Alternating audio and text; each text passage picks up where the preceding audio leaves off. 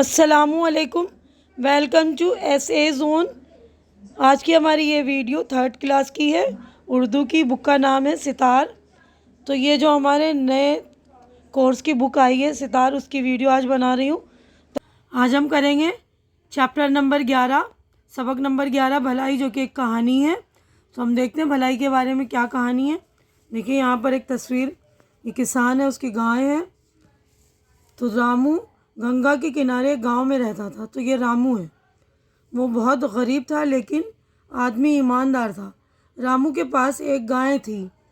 एक साल ऐसा सख्त कहत पड़ा कि गाय के लिए खाने का चारा भी मिलना मुश्किल हो गया। कहत का मतलब होता है सूखा, यानी बारिश वारिश नहीं हुई तो फसल वसल नहीं उगे ना, उसको बोलते हैं कहत। तो गाय के लिए जो चारा भी मिलना मुश्किल हो गया। रामू को बहुत फिक्र हुई कि गाय मर गई तो ज़िंदगी कैसे गुजरेगी। बच्चों के लिए इतना सहारा भी नहीं रहेगा कि वो दूध पीकर ज़िंदा रहें।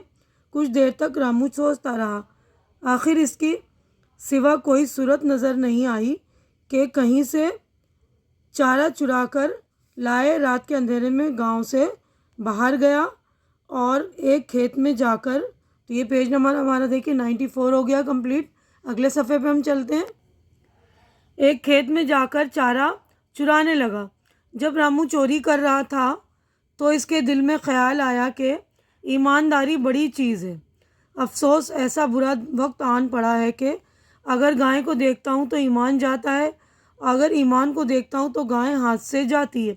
ये सोचकर कुछ देर के लिए झिझका और चारा जहाँ से चुराया था वहीं रख दिया। इसने दिल में कहा, ईमानदारी बड़ी चीज़ है। यानी जब चुराने का उसने इरादा किया तो उसको उसके ज़मीर ने बोला ना कि ईमानदारी बहुत बड़ी चीज़ है। अब देखिए यहाँ पर ये फ़ोटो, इस खेत का मालिक एक जगह छुपा हुआ रामू को देख रहा था। जब रामू वापस लौटा तो खेत का मालिक चुपके चुपके इसके पीछे चला। रामू अपने घर चला गया तो खेत वाले ने आसपास के लोगों से इसके बारे में पूछताछ की तो पता चला कि रामू मेहनती और ईमानदार आदमी है। खेत के मालिक को इस पर, तो हमारा पेज नंबर देखिए 95 95 कंप्लीट हो गया। अगले सफ़े पर हम चलेंगे। खेत के मालिक को इस पर रहम आ गया और शर्मिंदा हुआ कि एक ही गांव में रहते हुए भी हम एक दूसरे का हाल नहीं जानते। तो देखिए यहाँ पर ये शर्मिंदा हुआ है ना। अगले दिन सुबह सवेरे खेत का मालिक चारे का गट्ठा सर पर रखे रामू के घर पहुंचा। देखिए ये खेत का मालिक है ना, सर पर चारे का गट्ठा रखा है। खेत का मालिक रामू के घर पहुंच गया जहाँ इसकी देखिए गाय बंधी हुई है। रामू से देखकर बहुत हैरान हुआ। खेत वाले ने कहा, हैरानी की कोई बात नहीं। रात को मैं खेत पर था और तुम्हें देख रहा था। तुम्हारी ईमानदारी से बड़ी खुशी हुई। ये लो चारा गाय को खिलाओ ताकि तुम्हारे बच्चों को भी दूध मिलता रहे। तो ये कहानी है, लोक कहानी है। हमारा पेज नंबर 96 कंप्लीट हो गया और हमारा ये लेसन भी, यानी जो कहानी थी वो भी मुकम्मल हो गई। हमें ये समझ में आ गया ना कि अगर हम ईमानदारी करते हैं, ईमानदारी बरतते हैं तो अल्लाह ताला भी हमारा साथ देते हैं। जैसे कि रामू ने ईमानदारी दिखाई ना, तो मालिक ने उसका साथ दिया ना, चारा ला के उसे खुद दे दिया। अब हम अगले सफ़े पर चलेंगे। तो देखिए यहाँ पर मश्क हमारा शुरू हो रहा है इस सफ़े पर। और यहाँ पर देखिए, पढ़िए और समझिए। गंगा एक दरिया का नाम है। ईमानदार, अच्छी नीयत वाला, कहत सूखा, फिक्र सोच परेशानी, सहारा मदद। उसके बाद अगला क्वेश्चन है, सोचिए और बताइए। यानी हमने ये लेसन पढ़ा है ना, इस कहानी पढ़ी है तो उसके बारे में हमें बताना है। सवालात हैं तो उसके हमें जवाबात देने हैं। पहला सवाल है, रामू कैसा आदमी था। रामू ईमानदार आदमी था। सवाल नंबर 2 है, रामू ने चोरी का इरादा क्यों किया। अपनी गाय को बचाने के लिए, है ना। उसने चोरी का इरादा किस लिए किया था, अपनी गाय को बचाने के लिए। अब सवाल नंबर 3 है, खेत में रामू ने क्या आवाज़ सुनी। तो खेत में रामू ने अपने दिल की आवाज़ सुनी थी कि ईमानदारी बड़ी चीज़ है। तो हमारा पेज नंबर 97 हो गया कंप्लीट। अगले सफ़े पर हम चलेंगे। तो देखिए अगला सवाल है, सवाल नंबर 4, खेत का मालिक क्यों शर्मिंदा हुआ। तो खेत का मालिक को शर्मिंदगी क्यों हुई थी, क्योंकि वो एक ही गाँव में रहते हुए भी हम एक दूसरे का हाल नहीं जानते। सवाल नंबर 5, खेत के मालिक ने रामू के साथ जो बर्ताव किया वो आपको कैसा लगा। अगर आप खेत के मालिक की जगह होते तो क्या करते। बहुत अच्छा लगा, हम भी शायद यही करते हैं ना। खेत के मालिक की जगह होते तो हमें अच्छा लगा ना कि उसने उसकी ईमानदारी देखकर उसको खुद चारा पहुंचा दिया ना, तो हम भी शायद यही करते ना, उसको बेचारे को भूखा मर रहा था। तो अब उसके बाद देखिए अगला सवाल है, इस सबक में लफ्ज़ ईमानदार आया, ईमान के साथ दार मिला है। नीचे लिखे लफ्ज़ों के आखिर में लफ्ज़ दार जोड़कर अल्फाज बनाइए, यानी हमें दार लफ्ज़ जोड़ना और अल्फाज बनाने हैं। तो माल के साथ हमने दार जोड़ा, माल प्लस दार मालदार, ज़मीन प्लस दार ज़मींदार, रिश्ते प्लस दार रिश्तेदार, दम प्लस दार दमदार, नोक प्लस दार नोकदार। अब उसके बाद देखिए खाली जगहों में मुनासिब लफ्ज़ चुनकर लिखिए। तो ये लफ्ज़ दिए हुए उनको लिखना है हमें चुनकर, बात, कहत, गाय, दूध, ईमानदारी। तो पहला देखिए, रामू के पास एक गाय थी। तो ये जो गाय इसमें से हमने छांट कर लिखा। तो हमारा पेज नंबर 98 कंप्लीट हो गया। अगले सफ़े पर हम चलेंगे। तो देखिए दूसरी खाली जगह है, हैरानी की कोई बात नहीं, तुम्हारी ईमानदारी से मुझे बड़ी खुशी हुई। चौथा है, कहत के दिनों में हर चीज़ का मिलना मुश्किल होता है। पांचवा है, तुम्हारे बच्चों को दूध मिलता रहे। ठीक है, तो अच्छी तरह से आप लोग देखकर सारी खाली जगहें भर लेंगे। अगला है, गाय चारा खाती है, सोचिए और लिखिए कि और कौन कौन से जानवर चारा खाते हैं। तो देखिए बकरी चारा खाती है, भैंस चारा खाता है, गधा चारा खाता है, घोड़ा भी चारा खाता है, बैल भी, जितने जानवर है ना वो चारा खाते हैं उनके नाम आप लोग लिख लीजिएगा। मैंने 4 जानवरों के लिखे, इसके अलावा भी आप कोई और से भी जानवर लिख सकते हैं ना। अब यहाँ पे पढ़िए, समझिए और गौर कीजिए, यानी हमें पढ़ना है, समझना है और उसको गौर करके भी देखना है, ग्रामर का काम है। पहला है देखिए, रामू गंगा के किनारे एक गांव में रहता था, वो बहुत गरीब था।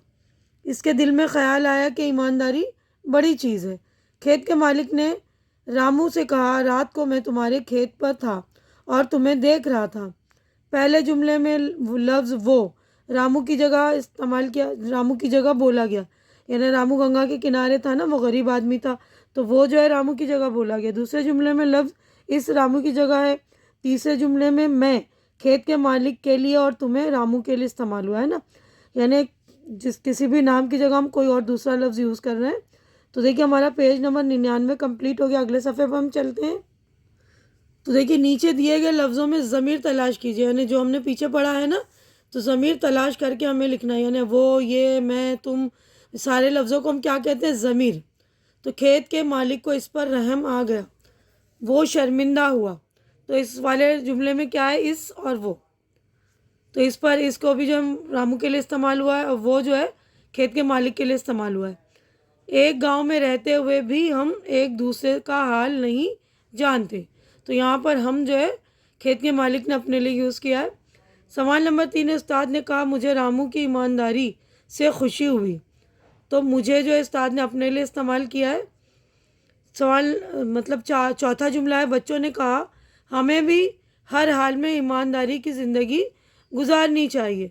तो चौथे में हमें जो बच्चों ने कहा था ना, तो बच्चों ने हमें अपने लिए यूज़ किया था। अब पांचवा है, वालिदा ने बच्चों से कहा तुझे क्यों फ़िक्र है मेरी।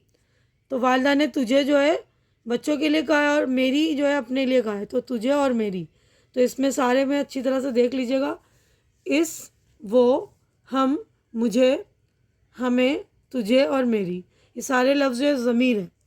तो ये वो लफ्ज़ हैं जो इसम की जगह इस्तेमाल हुए हैं। तो इसम हमने पहले पढ़ रखा है ना, किसी भी शख्स, जगह या चीज़ के नाम को इसम कहते हैं, और उस चीज़ों की जगह हम वो लफ्ज़ जो इस्तेमाल करते हैं उसको बोलते हैं ज़मीर। जैसे ये, वो, मैं, हम, तुम, मेरा, तुम्हारा, तुझे, मुझे वगैरह ज़मीर है सारे लफ्ज़। ठीक है ना। तो अब इन जानवरों और परिंदों के सामने इनके रहने की जगह, जिसमें वो रहते हैं उनकी जगह के नाम लिखने हैं। तबेले में रहती है कौन है, गाय। तो गाय कहाँ रहती है, तबेले में। शेर जो है गार में रहता है, शेर गार में रहता है। तो हमारा पेज नंबर 100 कंप्लीट हो गया है। तो अगले सफ़े पर हम चलते हैं। थर्ड देखिए, कबूतर घोंसले में रहता है, घोड़ा इस्तबल में रहता है, और मुर्गा और मुर्गी होते हैं ना, डरबे में रहती है। ठीक है ना। तो अच्छी तरह से देखकर आप लोग लिख लीजिए उनके रहने की जगह। अब ये लतीफ़ा है, चुटकुला। तो चुटकुला या लतीफ़ा उसको बोलते हैं ना जिससे हमें सुनने के बाद हंसी आती है। समीर, ये बताओ आसमान की बिजली और ज़मीन की बिजली में क्या फ़र्क है। रानी, आसमान की बिजली मुफ्त मिलती है और ज़मीन की बिजली का बिल अदा करना पड़ता है। ठीक है ना। तो हंसने की बात है, ये चुटकुला है।